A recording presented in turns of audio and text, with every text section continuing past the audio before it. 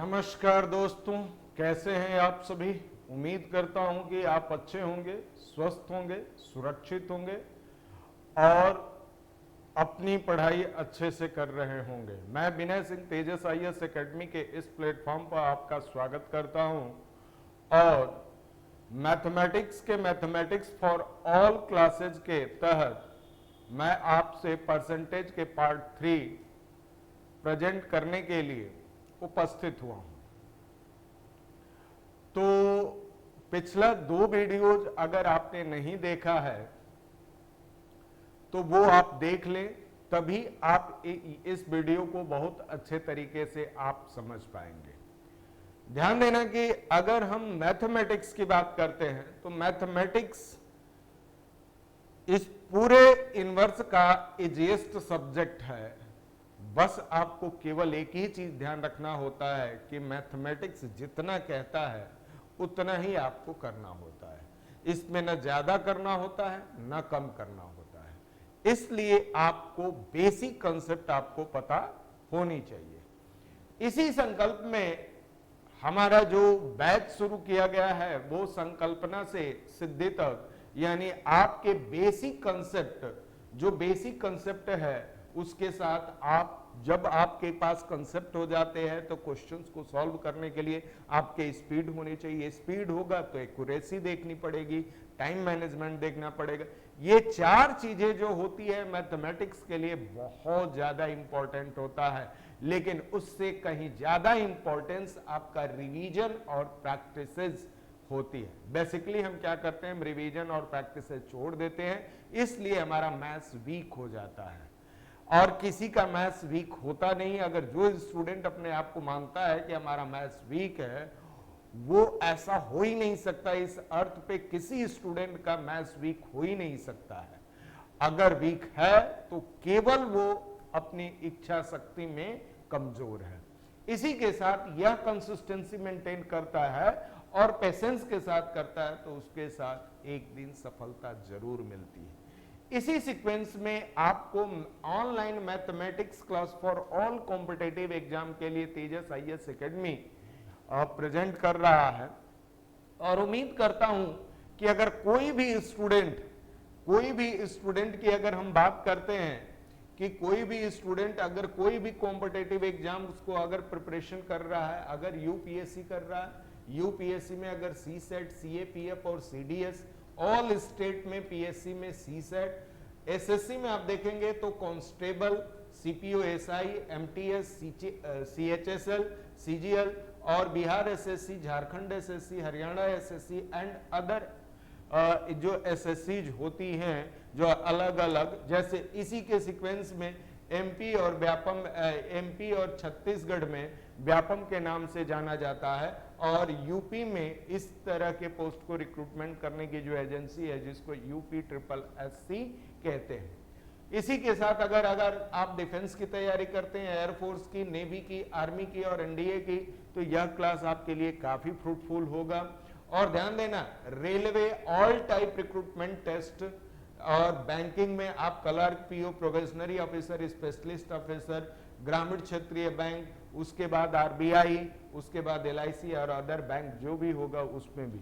अगर आप यूजीसी की तैयारी कर रहे हैं तो उसमें पेपर फर्स्ट में जो मैथमेटिक्स आएगा वो पूरा इस सीरीज से कंप्लीट हो जाएगा। अगर किसी भी स्टेट की पुलिस और सब इंस्पेक्टर की तैयारी कर रहे हैं उसमें भी ये सारी चीजें हो सकती है। उसके अलावा आप अगर टीचर की तैयारी करते हैं, टीचर बनने की तैयारी करते हैं, जैसे सीटेट हो गया, ऑल स्टेट का जो टीईटी है वो, या सुपर टेट की बात करते हैं, या पीआरटी की बात करते हैं, पीजीटी की बात करते हैं, टीजीटी की बात करते हैं, या केंद्रीय विद्यालय की बात करते हैं, नवोदय विद्यालय की बात करते हैं, एकलव्य विद्यालय की बात करते हैं, या डीएसएसबी की बात करते हैं, या फिर ऑल स्टेट पीजीटी और टीजीटी की बात करते हैं, उसमें जो मैथ्स का रोल होगा वो बहुत सहज और बहुत इजी वे में, बहुत आसान तरीका से मैथ समझने के लिए आपके सामने मैं प्रस्तुत कर रहा हूं और उम्मीद करता हूं कि आप इन सभी का फायदा उठाएंगे।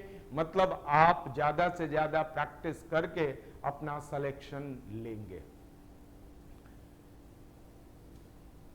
इसी के साथ मैं आपसे आज हम इस सीरीज का तीसरा पार्ट देखने जा रहे हैं, यानी कि जो कहा जाता है कि परसेंटेज का, जो हमने ऑलरेडी 2 वीडियो निकाला है, 2 वीडियो आपके सामने प्रस्तुत किया हूं, उसी के साथ ये तीसरा पार्ट है, क्लास 3rd है, परसेंट प्रतिशत। अगर आपने दोनों वीडियो नहीं देखा है तो प्लीज आप लोग देख लें, तभी इस वीडियो को समझ में आया। तो चलिए हम लोग देखने की कोशिश करते हैं कि यह क्वेश्चंस दिया गया है, किसी बिल पर 15%, 2 क्रमागत 10% तथा 10% डिस्काउंट, अंतर 12 रुपया हो तो बिल की राशि कितनी होगी। तो सबसे पहले आपको ध्यान ये देना होता है, ध्यान देना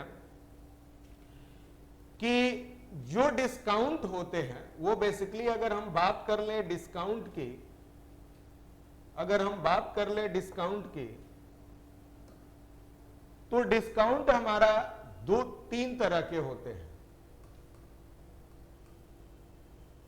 यह डिस्काउंट की बात करते हैं, ये कह रहा है 2 कंसेक्यूटिव डिस्काउंट दिया रहा है। डिस्काउंट जो होते हैं वो बेसिकली आप जब किसी दुकान पे जाते हो तो 3 तरह के डिस्काउंट मिलते हैं, और यह 3 तरह के डिस्काउंट क्या होते हैं।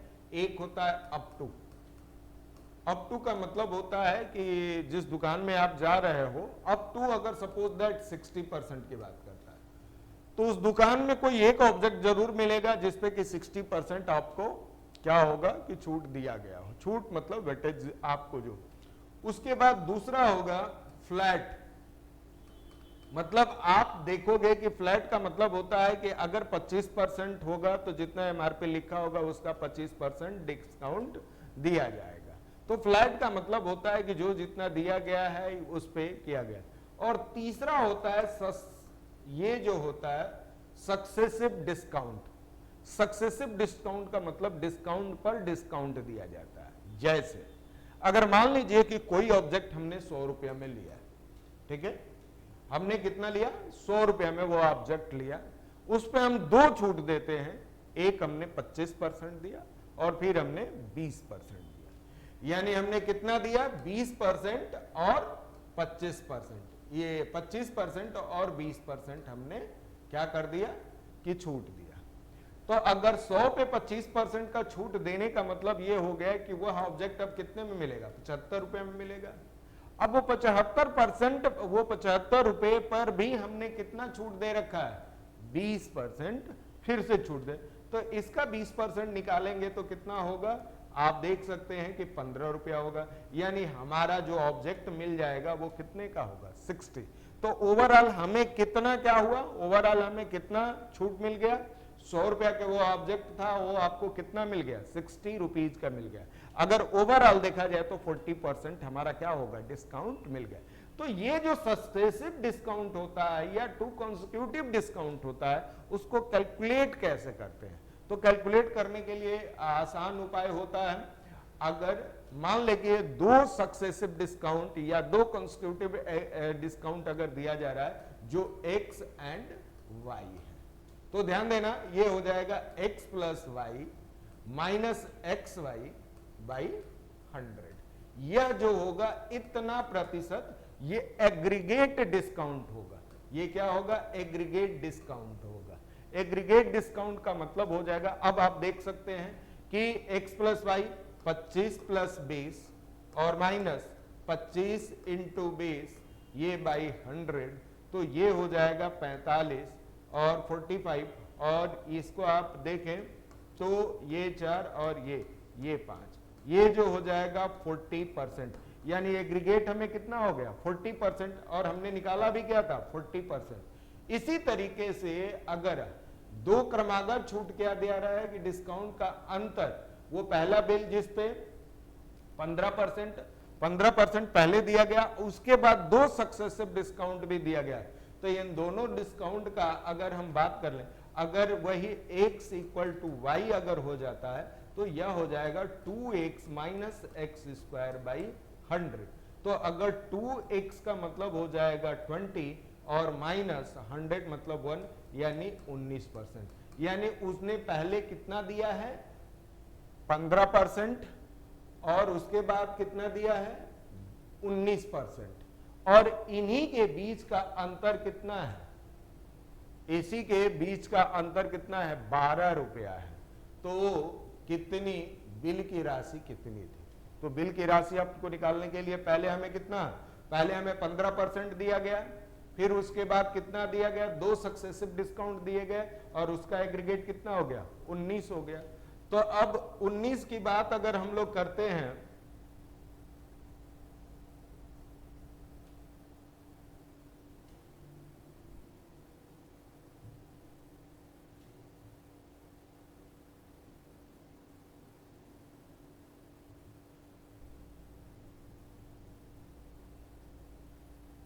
तो हम 19% की अगर हम बात करते हैं तो अभी हमको क्या मिला, 2 सक्सेसिव डिस्काउंट हमें 19% मिल गया और 15% हमारा पहले डिस्काउंट दिया। इन दोनों के बीच का अंतर कितना है, हमारा 12 रुपया का, यानी 4% का डिस्काउंट किसके बराबर है, 12 रुपये के बराबर है। यह 12 रुपये के बराबर है। तो आप अब देख सकते हैं कि यह 100% पे कितना होगा, तो 12 इंटू 100 बाई 4, और यह कितना हो जाएगा, वह जो बिल था वो कितने परसेंट का हो जाए, कितने रुपीज का हो जाएगा, वह बिल की राशि कितनी होगी, 300 का हो जाएगा। तो हमेशा सक्सेसिव डिस्काउंट या कंसेक्यूटिव डिस्काउंट जो होता है, हम अगर इक्वल सेंस में होता है, अगर सक्सेसिव डिस्काउंट इक्वल सेंस में होता है तो 2x minus x square by 100% अब होता है। अगर अलग अलग है तो x plus Y minus X Y by 100 इतना परसेंट होगा। तो इस तरीके से आप समझ सकते हैं। चलिए आगे देखते हैं।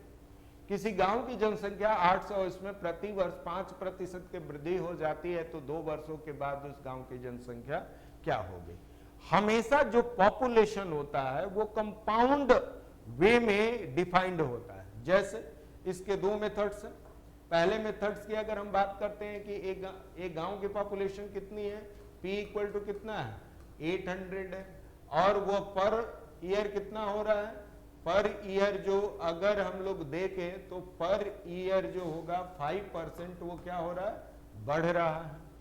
तो 2 साल के बाद क्या होगा, तो ध्यान देना कि पहले साल में फर्स्ट ईयर में उसके फर्स्ट ईयर में कितना इंक्रीज होगा, 800 इंटू 5 इंटू 1 ईयर में, तो यह हो जाएगा कितना, ये हो जाएगा 40 हमारा पॉपुलेशन बढ़ेगा। अब अगले साल जो बढ़ा हुआ होगा तो ये 840 का अगर आप 5% निकालते हो तब हमारा क्या हो जाएगा, ये जो हो जाएगा 20 और 20, ये जो हो जाएगा हमारा 42 होगा, 42। यानी हमारा आफ्टर 2 ईयर पॉपुलेशन क्या होगा, ये हो जाएगा 42, यानी कि हमारा 882 जो होगा वो after 2 year population, after 2 year हमारे यहां पॉपुलेशन होगा। क्लियर, समझ में आ रहा है। तो एक तो मेथड्स ये है जिसके आधार पर हम लोग क्या कर सकते हैं, यह कैलकुलेशन कर सकते हैं, यानी 882 जो होगा आफ्टर 2 ईयर पॉपुलेशन होगा। इसी के साथ अगर हम बात कर लें कि इसका दूसरा मेथड्स भी है, और इस दूसरे मेथड को कैसे हम लोग सॉल्व, अगर मान लेते हैं P और 1 प्लस R बाई 100 का पावर N, जहां R जो होगा ये जो होगा इंक्रीजिंग, या ये जो होगा प्रति वर्ष, ये परसेंटेज, ये होगा परसेंट इंक्रीज या डिक्रीज पॉपुलेशन, इंक्रीज एंड या आर डिक्रीज परसेंटेज, और एन जो होता है टाइम होता है।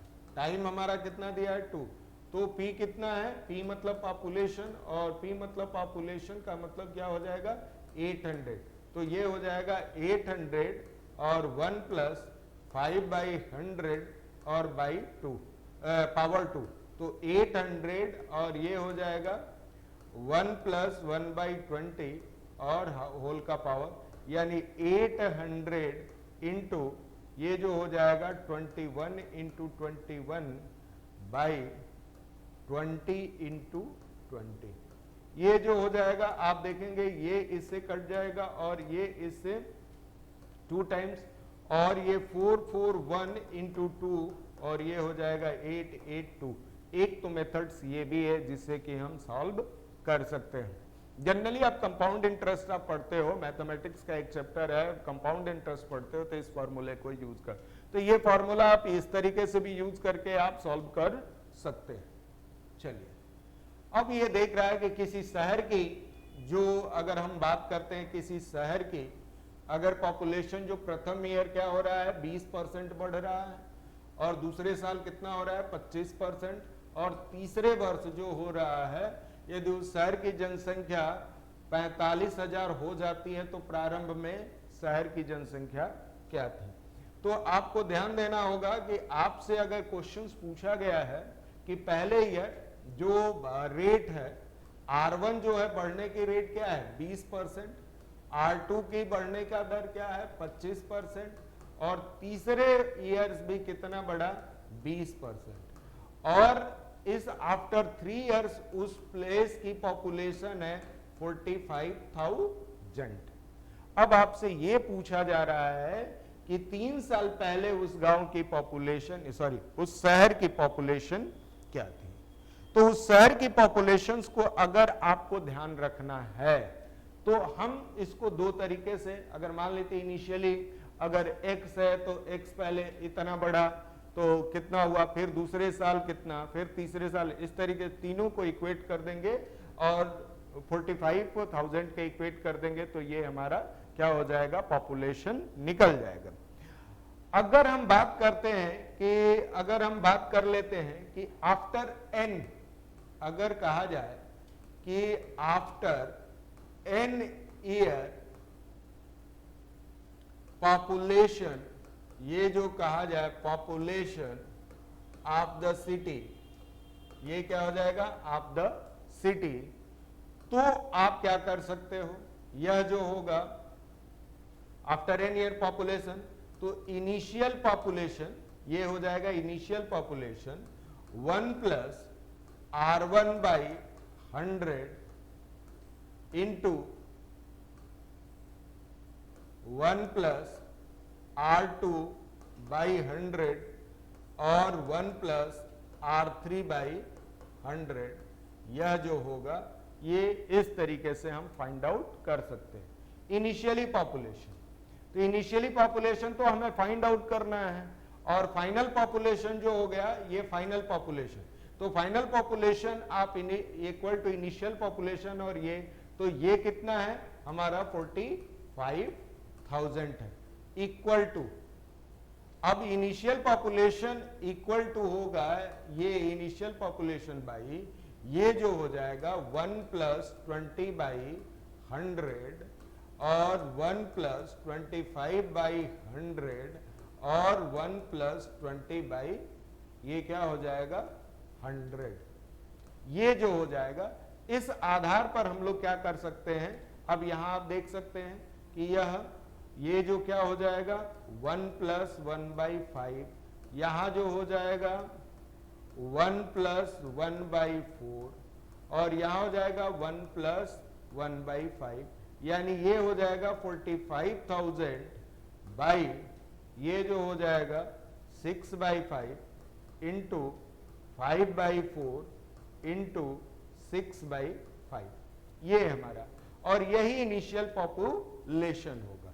इसी के आधार पर हम और भी चीजों को देख सकते हैं, जैसे अब यह जो होगा 45,000 और बाई 6 बाई 5 इंटू ये 5 बाई 4 इंटू 6 बाई 5, इसको आप कैलकुलेट करेंगे, और कैलकुलेट करने के बाद हमें जो नंबर मिलेगा उसी के आधार पर हम लोग क्या कर सकते हैं ये, और इसी को जब सॉल्व करेंगे तो आप ध्यान देना 45,000 ये जो दिया गया है into 5 into 4 into 5 by 6 into 5 into 6।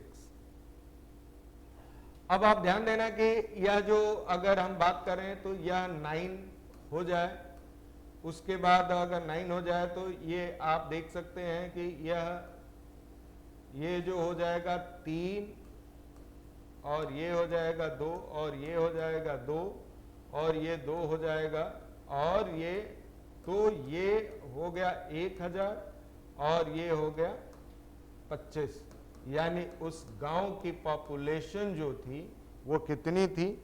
उस गांव की पॉपुलेशन अगर हम लोग देखें तो इस तरीके से, मतलब कैलकुलेशन कर लेंगे, कैलकुलेशन करने के बाद जो आंसर आएगा उसी के अकॉर्डिंग हम लोग कर सकते हैं। तो उस गांव की पॉपुलेशन की अगर हम बात करते हैं तो ये जो होगा, और कैलकुलेशन में थोड़ा सा मिस्टेक है, तो इस मिस्टेक को हम लोग सॉल्व कर सकते हैं। जैसे अगर हम बात कर लें, ठीक है, तो इस फॉर्मूले से हम लोग क्वेश्चंस को सॉल्व कर सकते हैं। अब इसी के, अब ये जो हो गया कि आप ये देख लिए कि इनिशियल पॉपुलेशन इक्वल टू, ये इनिशियल पॉपुलेशन ब्रैकेट जो किया गया था वो हम इस तरीके से कर सकते हैं, 1 प्लस R1 क्या है 20/100 और उसके बाद 1 प्लस क्या हो जाएगा ये 25/100 और 1 प्लस ये क्या हो जाएगा 20/100। तो ये जो हमारा इनिशियल पॉपुलेशन इक्वल टू ये फाइनल, तो ये हमारा 45,000 दिया गया है।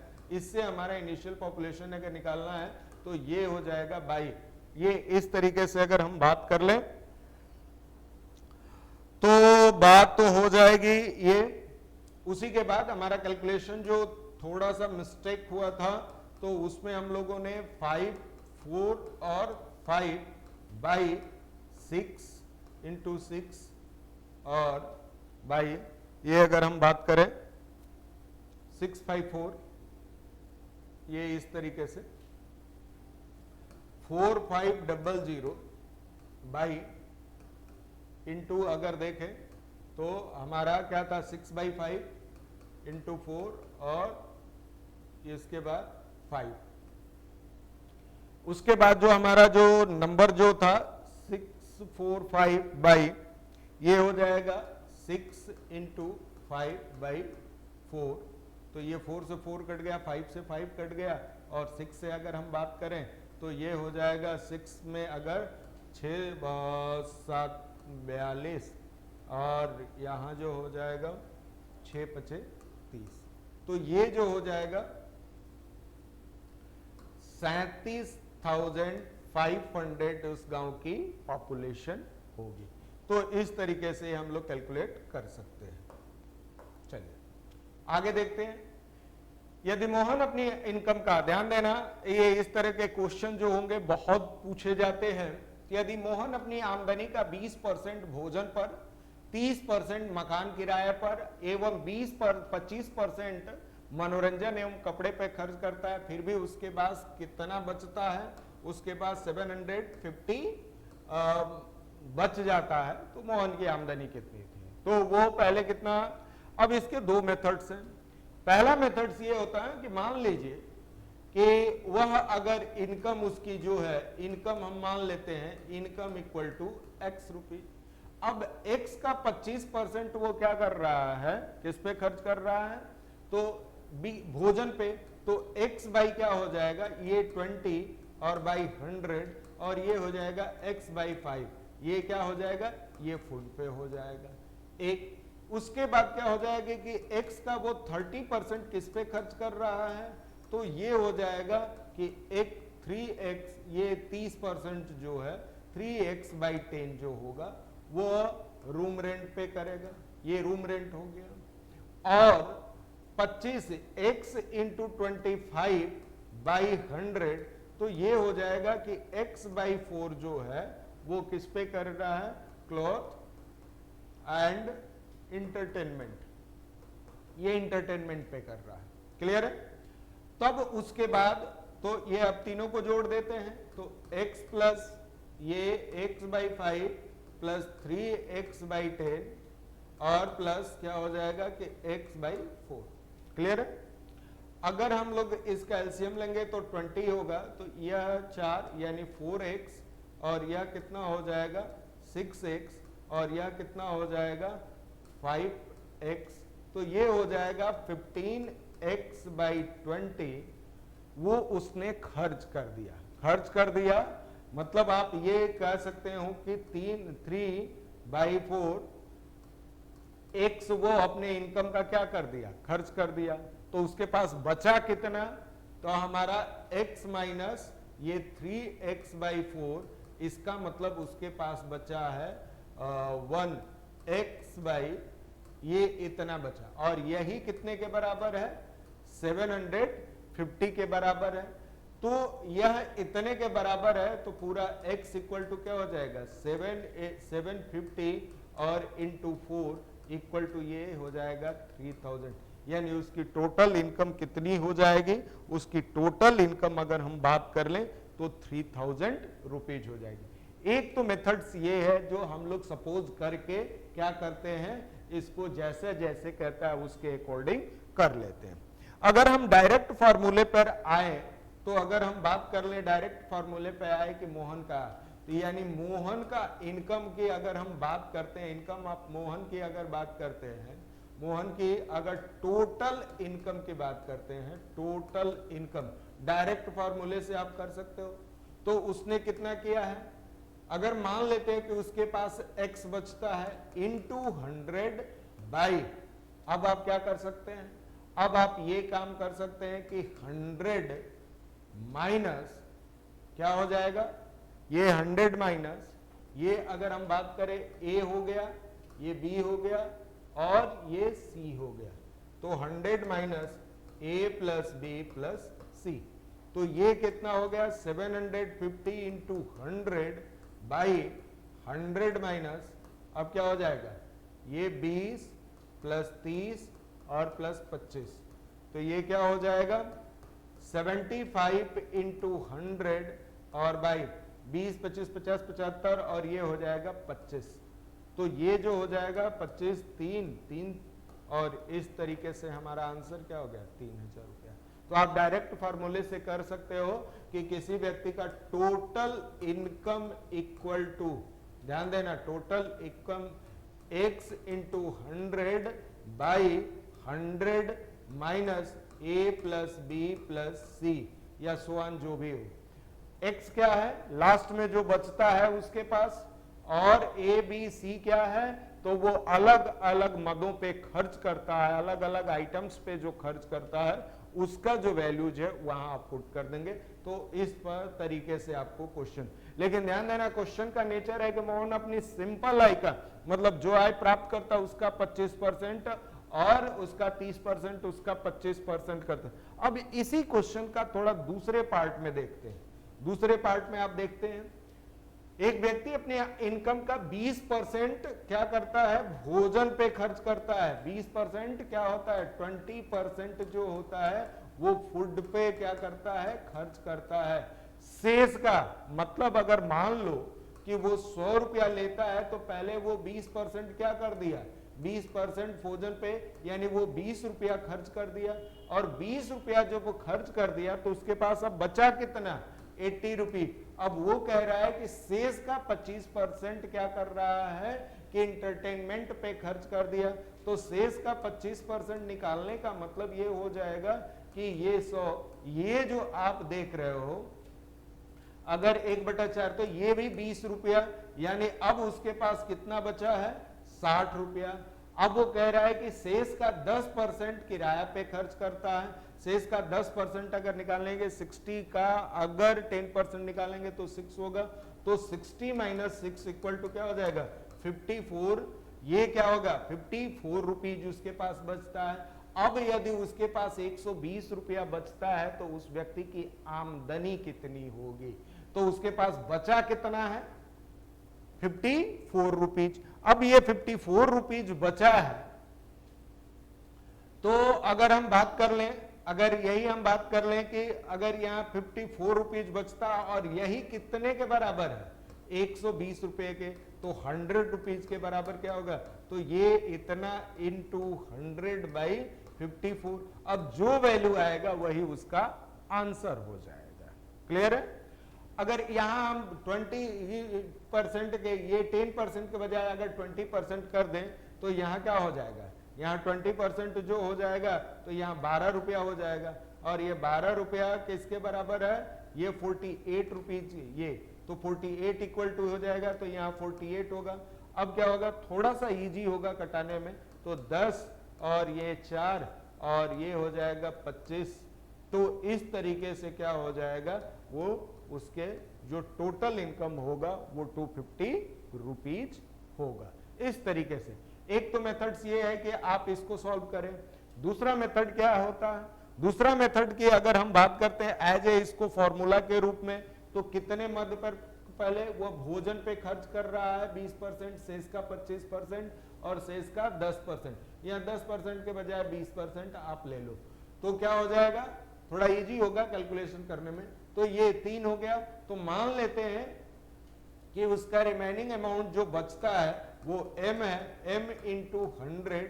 अब जितनी बार वो जितना मद पे खर्च कर ले उतना 100 से मल्टीप्लाई कर देते हैं। उसके बाद क्या होगा कि यह हो जाएगा 100 minus a into 100 minus b into 100 minus c। ये जो 100 माइनस ए बी सी मैंने जो लिया है, इसका मतलब ए जो होगा वो भोजन पे खर्च, बी जो है मनोरंजन पे, और शेष जो है 20% ये सी। तो अब आप देख सकते हो 120 इंटू 100 इंटू 100, क्योंकि हमारा 3, अगर यही मान लो कि और भी परसेंट अगर करता है तो यहां फिर एक बार 100 से मल्टीप्लाई होता, भाई ये हो जाएगा ए कितना है 80, मतलब कि 100 माइनस 20। अब ये हो जाएगा इंटू 75 इंटू क्या हो जाएगा 80।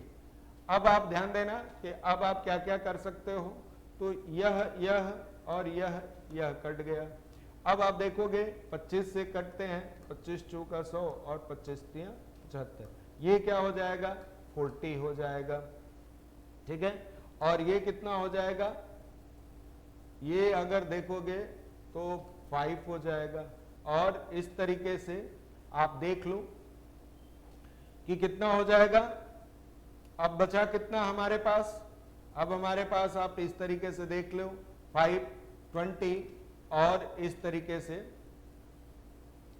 इंटू 100। तो इस तरीके से हमारा 2000 रुपया चीजों को डिफाइन कर सकते हैं। ये तो यह मेथड है, मैंने पहले अगर 20% लेके तो हमारा क्या हो जाएगा 2000 रुपया हमें प्राप्त हो जाएगा। अब उसी इस फॉर्मूले से आप कर सकते हैं। तो हमारा मेन फॉर्मूला क्या हो जाएगा, m इंटू 100 इंटू 100 इंटू 100। अगर ये 3 आइटम लिया है तो 3 आइटम, अगर 4 आइटम लेगा तो इस पे 4 बार मल्टीप्लाई करेंगे, उसमें 100 माइनस ए और इंटू 100 माइनस बी और 100 माइनस सी। इस तरीके से कैलकुलेशन करके आप उसका क्या कर सकते हैं, वैल्यू हम लोग निकाल सकते हैं। आगे, एक व्यक्ति अपनी इनकम आमदनी का 1/3% भोजन पे, शेष 25% मकान पे तथा ये क्या कर रहा है कि 20% जो कपड़े पे खर्च करता है, फिर भी उसके पास 1760 बच जाता है, तो उसकी आमदनी क्या होगी। अब आप ध्यान देना कि वह अपनी इनकम का कितना करता है, 100/3% कहाँ खर्चा करता है, भोजन पे करता है, यानी वह भोजन पे करता है। और जितना बचता है उस पे वह किसका खर्च करता है, 25% उस पे। और फिर जो बचा है नहीं, वो टोटल का 20%, ये टोटल का 20% किस पे करता है, क्लोथ पे खर्च करता है। तो यहाँ पहला, अभी इससे पहले 2 जो क्वेश्चन बताया था वो दोनों को मिक्स करके ये क्वेश्चन है। तो इसमें आपको क्या करना होता है, इसमें एक चीज आपको ध्यान देना होता है कि जो पोर्शन दिया गया है, इसमें कह रहा है कि शेष का 25% मकान पे तथा 20% खर्च है। तो सबसे पहले तो आप देख लो कि ये एक्चुअल में मद कितने हो गए, एक मद ये हो गया और एक मद, तो ये सक्सेसिव डिस्काउंट यानी ये अलग अलग पार्ट में ये खर्च कर रहा है। तो सबसे पहले आप देख लोगे कि m इंटू 100 इंटू 100 बाई क्या हो जाएगा, पहला ये 100 माइनस 100, ये a हो जाएगा और a, और दूसरा जो होगा 100 माइनस ये b प्लस सी हो जाएगा। अब यहाँ b और प्लस सी क्या होगा, ये देखिए ये b है और ये c है, ये क्या हो गया, a हो गया। तो अब आप देख सकते हैं 760 इंटू 100 बाई यहाँ 100 माइनस ये 100/3 और इंटू ये जो हो जाएगा 100 माइनस 20 और 25 ये हो जाएगा 45।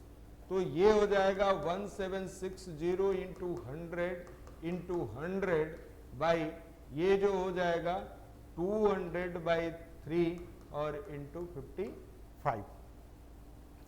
अब इस पे आप क्या कर सकते हैं, 1760 इंटू 100 इंटू 3 और बाई 200/55।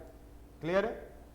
ये 200 तो एक ये इससे कट जाएगा, और अगर 11 से कटे 1 और ये 6, ये जो हो जाएगा 0, ये 5 हो गया। और 5 से अगर हम बात करें तो 5 यानी ये जो हो जाएगा 5 से ये डिवाइड अगर करेंगे तो कितना होगा, 5 3 15, 5 दूना का 10, और ये कितना हो गया, ये इस तरीके से हमारा कितना आंसर आ गया। अब और ये 16, ये ध्यान देना कि ये जो होगा कि ये जो ये देख रहे हो, ये 5 से 5 कट गया तो यहाँ ये 16 3 48, यानी कि ये हमारा वैल्यू जो कितना हो गया, उसकी टोटल इनकम कितनी हो जाएगी, 4800 हो जाएगा। तो इससे हम क्या कर सकते हैं, इस तरह के क्वेश्चंस को हम लोग डिफाइन कर सकते हैं। आगे हम लोग देखते हैं, किसी वस्तु की 30% बढ़ा दी जाए तो बढ़े हुए कीमत पर 20% की छूट दी जाती है तो सौदे में कुल कितने प्रतिशत का लाभ और हानि। यह बेसिकली परसेंटेज का क्वेश्चन है, लेकिन ये प्रॉफिट एंड लॉस में भी पढ़ते हो। सपोज दैट आप देखोगे कि आप क्वेश्चंस को समझेंगे। एक पहले क्या है, मान लेते हैं कि 100 रुपया है, वो 30% बढ़ा दिया गया, तो 30% बढ़ाने का मतलब 30 रुपया बढ़ा दिया गया। अब उसकी वैल्यू कितनी हो गई, 130 रुपया। अब वो कह रहा है कि बढ़े हुए कीमत पर 20% छूट दे दी गई। अगर कोई व्यक्ति 130 रुपया रखता है और कहता है कि भैया हम आपको 20% क्या कर रहे हैं, छूट दे रहे हैं, तो इसका 20% छूट निकालोगे, इसका 20% अगर आप छूट निकालोगे तो क्या होगा, 13 दूनी 26 रुपया, यानी 130 और माइनस क्या कर दिए, आपने क्या कर दिया, 26 रुपया छूट दे दिया। 20% छूट देने के बढ़े हुए दाम पर आपने 20% छूट दिया है, तो यह क्या हो जाएगा, 104 रुपया। फिर भी उस बंदे को कितना प्रॉफिट हो रहा है, 4% लाभ हो रहा है कि नहीं, यानी 4 रुपए का लाभ हो रहा है। अब ये 4% कितने के बराबर होगा, तो वही 4% के बराबर होगा। एक तो मेथड्स ये होते हैं।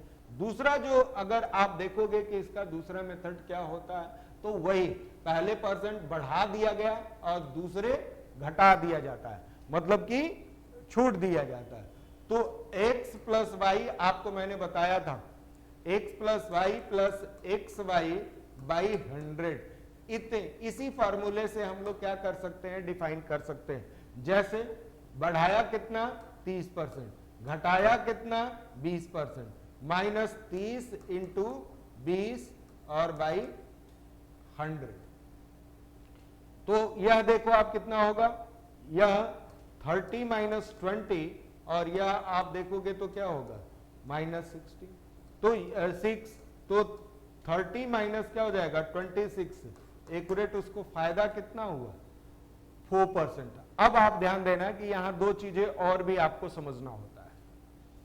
अगर मान लो कि यहां घटाता है, अगर ये कहा जाता है कि किसी कीमत की ये 30% घटा दिया जाए, फिर घटे हुए मूल्य पर क्या कहेंगे कि फिर छूट दे दिया जाए, तो यह क्या हो जाएगा, minus X minus Y plus x Y by 100। तो ध्यान देना, इस तरह के क्वेश्चंस को सॉल्व करने के लिए आपको 4 फॉर्मूले चाहिए, यानी x प्लस वाई और plus x Y by 100 into percent का मतलब ये हो जाए कि ये दोनों बढ़ रहे हैं 30%, यानी दोनों क्या हो रहे हैं, ये दोनों बढ़ रहे हो, तो इस फॉर्मूले का यूज। अगर दोनों घट रहे हो माइनस वाई ये प्लस एक्स वाई बाई 100, ये जो हो जाएगा दोनों घटने के सेंस में हो जाएगा। अगर मान लो कि x बढ़ रहा है और y क्या हो रहा है, घट रहा है, तो x minus Y minus X Y by 100 ये इस फॉर्मूले से डिफाइन कर रहे हैं। या चौथा फॉर्मूला क्या होता है कि x घट रहा है और y क्या हो रहा है, बढ़ रहा है, तो minus X plus Y minus X Y by 100 आप इससे क्या निकाल सकते हो, प्लस। और इससे हम चार फार्मूले से जैसा भी वो कहेगा उसके अकॉर्डिंग प्रॉफिट और लॉस में डिफाइन कर सकते हैं। अब इसी के साथ हम लोग देखते हैं रमेश की आय 50% बढ़ा दी जाती है और फिर 20% घटा दी जाती है, तो उसके आय में कितने प्रतिशत की कमी या वृद्धि होगी। ध्यान देना, ये पूछ रहा है कि अगर रमेश की आय जो है वो 20% 50% पहले क्या हो रहा है, वो पहले बढ़ाया जा रहा है और फिर उसको 20% घटा दिया जाता है, तो आपको ध्यान देना कि यह किस तरह। तो पहले आप देखोगे कि x इक्वल टू क्या हो जाएगा, x इक्वल टू ये जो हो जाएगा x equal to 50%, x equal to क्या हो जाएगा 50% और y इक्वल टू क्या हो जाएगा 20%। यह घटाया गया है या बढ़ाया गया है, तो आप देखोगे कि x minus Y minus X Y by 100 और यह क्या हो जाएगा, तो 50 माइनस 20 और माइनस 50 इंटू 20 बाई 100, तो यह हो जाएगा 50 माइनस 20 और यह कितना हो जाएगा 10। तो इसका मतलब हो जाएगा 50 माइनस 30 यानी 20% उसको क्या हो रहा है, प्रॉफिट, मतलब कि लाभ हो रहा है, मतलब उसकी वृद्धि हो रही है। एक तो ये क्वेश्चन है एक्स और वाई के टर्म में आप कर सकते हो। मान लो कि उसकी 100 रुपया सैलरी है, अब उसका बढ़ गया कितना 150 रुपया हो गया। अब ये कह रहा है कि 20% घटा दिया जाए, तो इसका 20% आप निकाल लो, तो यह क्या हो जाएगा 30 रुपया निकाल दिया। तो 150 में से 30 रुपया अगर निकाल दिए तो बचा कितना 120 रुपये। अब 120 रुपये में आप देख रहे हो और उसके पास था पहले कितना 100 रुपया, बढ़ा कितना 20 रुपया, इसका मतलब कि 20% उसको ज्यादा बढ़ा हुआ है। क्लियर, समझ में आ रहा। इसी के आधार पर अगर हम बात कर ले अगला कि एक आयत की लंबाई और चौड़ाई क्रमशः 20% और 40% की वृद्धि किया जाता है, तो आयत का क्षेत्रफल में कितना परिवर्तन होगा। फिर वही फार्मूला, आप सिंपल से फार्मूले से आप डिफाइन कर सकते हो कि x plus Y plus x Y.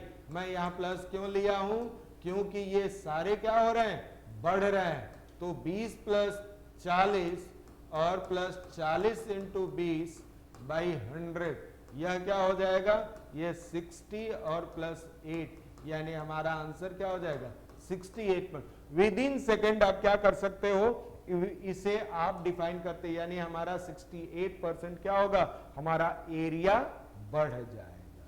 Clear है। अब किसी वर्ग की भुजा 50% बढ़ा दी जाती है, तो परिणामी वर्ग का मूल वर्ग के क्षेत्रफल के अनुपात में क्या होगा। तो मान लेते हैं कि उस वर्ग की जो एरिया जो पहले था वो कितना था x स्क्वायर था। अब वो 50% बढ़ा दिया जाता है तो कितना बढ़ जाएगा, तो एरिया कितना बढ़ जाएगा, पहले उसका एरिया x स्क्वायर था, अब उसका एरिया कितना होता है 50, यानी जहां x और इक्वल टू y अगर इक्वल हो जाए, x और इक्वल टू हो जाएगा तो x प्लस वाई, क्योंकि और प्लस एक्स वाई बाई 100 और यह परसेंटेज होगा, तो 50 प्लस और एक्स वाई क्या हो गया बराबर हो गए, यानी यहां आप देख सकते हो x इक्वल टू वाई, तो यह हो जाएगा 2x plus x square by 100, जहां यह क्वांटिटी बराबर हो। तो अब आप देख सकते हो 50 गुना का ये 100 और प्लस 25 100 और बाई क्या हो जाएगा 100, यानी 125% क्या हो जाएगा, उसका एरिया बढ़ जाएगा। तो पहले 125% यानी जो 125 मतलब कि 125% क्या हो जाएगा, बढ़ जाएगा उसका एरिया, और पहले उसका एरिया कितना था एक्स स्क्वायर, अब उसका एरिया कितना बढ़ गया, अब उसका एरिया अगर बढ़ गया है और वह बढ़ने के बाद कितना हो गया है बढ़ने के बाद 125% बढ़ा है, 125%। पहले उसका x था, यानी कि 125x स्क्वायर हो गया। ठीक है, तो 125% एक्स स्क्वायर। तो इसका मतलब जो हमारा जो आंसर जो होगा वह बेसिकली किस तरीके से होगा, आप देखोगे कि 125%। पहले जो परिणामी, इसमें कह रहा है कि परिणामी वर्ग का एवं मूल वर्ग के क्षेत्रफल का अनुपात क्या होगा, परिणामी वर्ग एवं मूल वर्ग। परिणामी यहां देख लो कि if one side of square increase 50% the find the ratio between the resulting square and original square.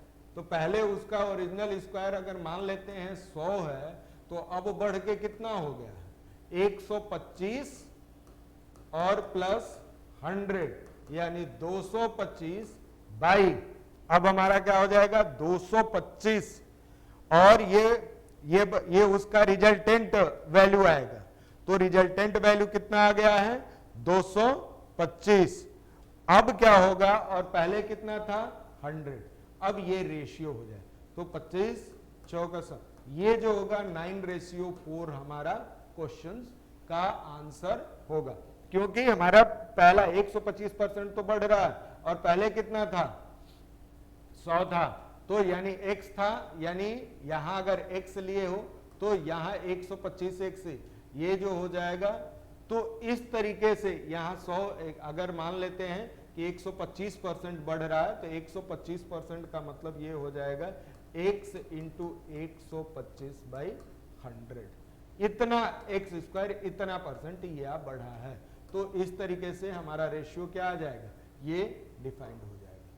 आगे हम लोग देख लें, किसी घनाभ की लंबाई और चौड़ाई ऊंचाई में 10%, 20% एवं 25% की वृद्धि की जाती है, तो घनाभ के आयतन में कितने प्रतिशत की अधिकता होगी। तो ध्यान देना कि यहाँ घनाभ है, घनाभ का मतलब ये हो जाएगा, जिसका हम बात कर लेते हैं, ये आप फिगर देख रहे हो, तो यह जो देख रहे हो यह हमारा क्या हो गया, यह हमारा घनाभ है। और इस घनाभ में यानी यह हमारा क्यूबाइड है, और यह क्यूबाइड में लंबाई में 10%, चौड़ाई में 20% और ऊंचाई में 25% की क्या हो रही है, वृद्धि हो रही है, यानी x, y और। तो अगर हम बात कर लें, अगर इसको दो तरीके के फॉर्मूले से यूज कर सकते हैं। एक तो होता है x plus Y plus z plus x y plus y z और प्लस जेड एक्स बाई 100। भाई इस फॉर्मूले से आप करेंगे तो बहुत लंबा हो जाएगा, इसलिए बेटर ये होगा कि आप कर लें mnp-1 इंटू 100। इस फॉर्मूले से आप कर सकते हो। अब mnp-1 इंटू 100, m क्या होगा, m equal to 100 plus r1/100। अब ये r1 क्या है, r1 मतलब जो लंबाई r1, r2 और ये हो गया r3। n क्या है, यह n क्या है, n की अगर बात करें तो 100 r2/100 और p इक्वल टू क्या हो जाएगा 100 प्लस r3/100। अब p यहां आप देख, ये 110 बाई क्या हो जाएगा 100, यानी ये 11/10। यहां क्या हो जाएगा 100 प्लस 20/100, तो ये हो जाएगा 120/100, यानी यह हो जाएगा 12/10। मैं अभी सिंप्लीफाई नहीं कर रहा हूं, ये हो जाएगा 125/100। क्लियर है। अब ये जो MNP और ये इस तरीके से आप डिफाइन करके -1 कर सकते हो, तो यह क्या हो जाएगा, इसको अगर आप करेंगे तो क्या हो जाएगा 6/5 और ये हो जाएगा 25 और 25 चौकस। तो ये हमारा क्या होगा MNP-1 इंटू 100। m हमारा कितना है 11/10 और इंटू ये हो जाएगा 6/5 और इंटू ये 5/4 और -1 और इंटू 100। तो यह क्या हो जाएगा, आप देख ले 5 से 5 कट गया और ये क्या हो जाएगा 3 और ये हो जाएगा 2। ठीक है, अब कोई कटने वाला नहीं है, यानी 33/20 -1 और इंटू 100। तो ये हो जाएगा, ये आप अगर करेंगे तो 13/20 और इंटू 100। तो यह क्या हो जाएगा 5 और ये हो जाएगा 65%। यानी हमारा क्या हो जाएगा कि घनाभ के आयतन में यानी क्यूबाइड के आयतन में कितना परसेंट इंक्रीज हो जाएगा, ये आपका 50% 65% इंक्रीज हो जाएगा। अब आपको ध्यान देना, हमारा फार्मूला क्या मिल गया, MnP-1 और इंटू 100, ये परसेंटेज होगा, ये इंक्रीजिंग होगा। अब हमारा जो m होगा वो 100 प्लस माइनस R1 बाई क्या हो जाएगा ये, और m n equal to m plus minus R2 by ये 100। अब मैंने R1 R2 के पहले प्लस माइनस के लिए, अगर मान लो कि यहां दोनों केस में अगर इस तरीके से दिया है बढ़ रहा, अगर ये तीनों केस में दे दिया घट जाए तो क्या होगा, घटने के सेंस में अगर तीनों घट रहे हैं, घटने के सेंस में क्या हो जाएगा कि m इक्वल टू 100, ये जो अगर आप देखोगे घटने के सेंस में अगर हम बात करें, यहां हम देख लें घटने के सेंस में, तो m इक्वल टू क्या हो जाएगा 100 माइनस R1 बाई 100 और n equal to 100 minus R2 by 100 और p equal to 100 minus R3 by 100। ये इस तरीके से डिफाइन कर सकते। अगर एक बढ़ रहा है एक घट रहा है जहां, तो सबसे मेन इंपॉर्टेंट पार्ट हो गया है कि p इक्वल टू यहां देख लें 100 प्लस माइनस क्या हो जाएगा R3। अगर और भी है तो इस तरीके से आप क्या कर सकते हो, यहां अगर घट रहा है तो माइनस और बढ़ रहा है तो पॉजिटिव, ऐसे डिफाइन करके आप निकाल सकते हो। किसी आयत की लंबाई 20% वृद्धि कर दी जाती है तो उसकी चौड़ाई में कितने प्रतिशत की कमी करनी पड़ेगी ताकि क्षेत्रफल समान रहे। अब ध्यान देना, क्षेत्रफल को इक्वलाइज करने के लिए आपको दो मेथड्स हैं। पहला मेथड तो ये है कि अगर उसकी लंबाई को मतलब 20% बढ़ा दिया गया है, क्या किया गया है कि उसकी लंबाई को 20% क्या कर दिया गया है, एक आयत की लंबाई है जिसकी हम क्या कर दिए हैं 20% बढ़ा दिए हैं, तो हम अगर ये बात कर लें कि वह कितने प्रतिशत की कम हो जाएगी।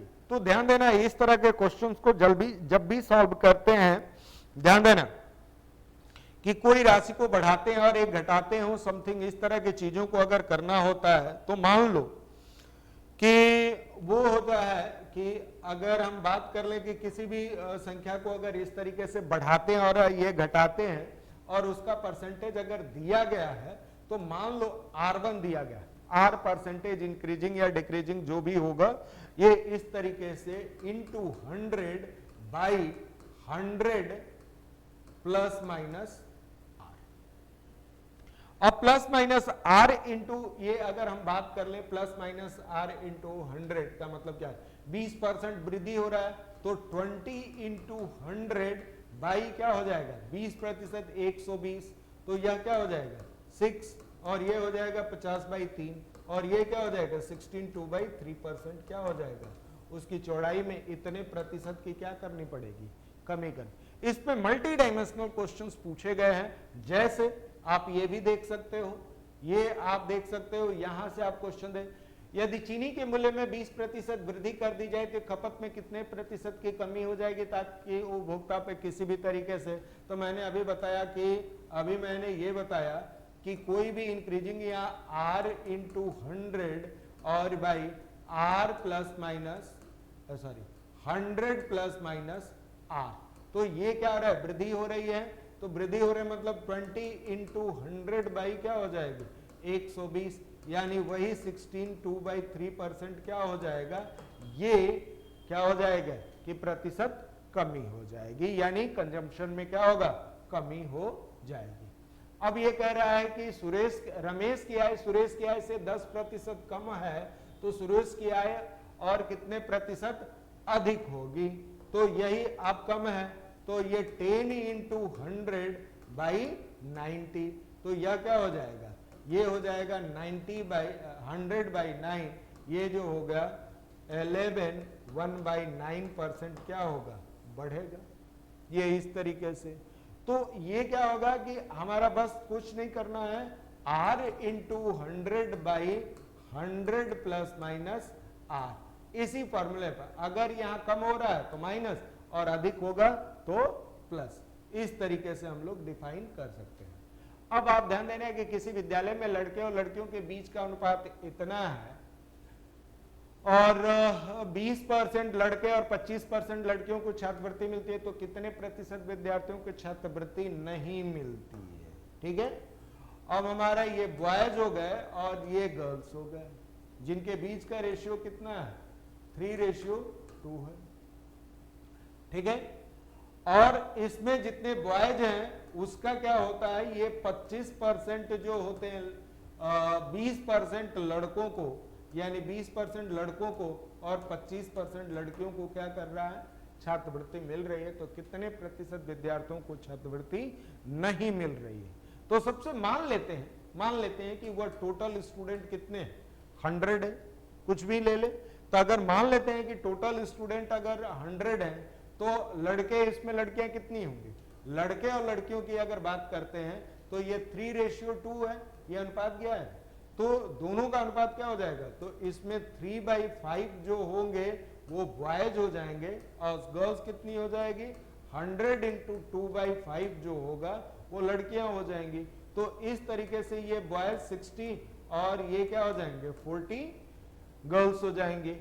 अब इसमें कह रहा है कि 20% लड़कों को, तो 20% लड़कों का मतलब 60 into 20/100, तो यह क्या होगा 12% जो होगा, जो उसमें ध्यान देना 12 लड़कों को क्या होगा, यानी 12% बच्चों को, लड़कों को स्कॉलरशिप मिल रहा है और लड़कियों में कितना हो जाएगा, ध्यान देना 40 into 25/100, तो यह क्या हो जाएगा, ये 4 और ये 10, यानी 10% ऐसे। तो टोटल स्टूडेंट की अगर हम बात करते हैं, यानी 22% बच्चों को क्या मिल रहा है, स्कॉलरशिप मिल रहा है, और पूछ रहा है कि कितने प्रतिशत विद्यार्थियों को नहीं मिलता है, तो 100 - 22%, यानी ये हो जाएगा 78% स्टूडेंट को क्या हो जाएगा, 78% स्टूडेंट को स्कॉलरशिप नहीं मिल रहा है। क्लियर है। अब हम लोग आगे चलते हैं कि नरेश की मासिक आय रघु की आय से 30% ज्यादा है, रघु की मासिक आय विशाल से 20% कम है। यदि नरेश एवं विशाल की मासिक आय में 800 रुपए का अंतर हो तो रघु की मासिक आय कितनी होगी। ध्यान देना कि नरेश की मंथली इनकम किससे ज्यादा है, तो पहले आप देख लो कि ये हो गए नरेश, ये हो गए रघु और एक हो गए विशाल, यह 3 लोग हैं। अब इसको आप 2 तरीके से सॉल्व कर सकते हो। पहला, नरेश की आयु रघु की आय से 30% क्या है, 30%। अगर इनकी 100 रुपया है तो ये 130 रुपया है। नरेश की आय रघु की आय से 30% ज्यादा, 130 रुपया हो गया। रघु की मासिक आय, जो रघु की मासिक आय जो है विशाल से क्या है 20% कम है। तब आपको थोड़ा सा ध्यान रखना पड़ेगा इसमें आप ये देख ले कि नरेश, रघु, उसके बाद ये विशाल, ये हो गया विशाल। अब विशाल का अगर मान लेते हैं 100 है तो रघु की मासिक आय जो है विशाल से 20% कम है, ये क्या हो जाएगा 80 हो जाएगा। अब ये कह रहा है कि नरेश की मासिक आय रघु की 30% ज्यादा है, तो 80 का 30% आप निकालेंगे, 80 का 30% आप निकालेंगे तो यह बेसिकली 24 हो जाएगा, यानी ये 104 रुपया। अब ये क्या कह रहा है कि नरेश और विशाल की जो आय की मासिक आय में जो अंतर है, यानी 4, अगर 4% के बराबर क्या है अंतर है, तो वह कितना हो गया 800 के, तो ये 100 पे कितना हो जाएगा 800 इंटू 100 और बाई 4, और ये हो जाएगा 2, यानी कि 200, और ये हो जाएगा आपका। अगर हम बात कर लें अब, तो ये हम बात कर लें तो टोटल जो ये 20,000 होगी। अब ये कह रहा है कि रघु की मासिक आय कितनी होगी, रघु की मासिक आय कितनी होगी, और ये इसके आय से अब क्या होगा, यानी कि हमारा जो इसका दोनों के बीच का अंतर क्या होता है कि टोटल आय कितनी होगी 20,000 रुपया। अब उसकी बात कर रहा है कि विशाल की जो होगी वो 100 है ना, तो विशाल की इनकम क्या हो गई 20,000 रुपया, तो 20,000 रुपया हो गई। तो अब नरेश की, अब रघु की कितनी हो जाएगी, तो 20 का क्या करेंगे 80% निकाले, 20,000 का क्या कर देंगे 80% निकाल देंगे, तो 20,000 का 80% निकालेंगे तो यह बेसिकली क्या हो जाएगा, यह 16,000 रुपया जो होगा वो रघु की होगी। अब नरेश की मासिक आय क्या हो जाएगी, तो 20,000 इंटू 104/100, तो यह क्या हो जाएगा, यह जो आप देख सकते हो यह 0 0 4 दूना का 8 0, और ये 20,800 रुपया जो होगा वो किसका हो जाएगा, वो नरेश की। तो नरेश की आय, हमारा इनकम कितना हो गया 20,800, विशाल की कितनी हो गई 20,000, रघु की कितनी हो गई 16। अब इनमें आप देख रहे हो कि विशाल और नरेश और विशाल में कितना हो गया 20,800 है, इसका 20,000 है, तो 800 रुपया डिफरेंस भी हो गया। इस तरीके से यह हम लोग सॉल्व कर सकते हैं। क्लियर है।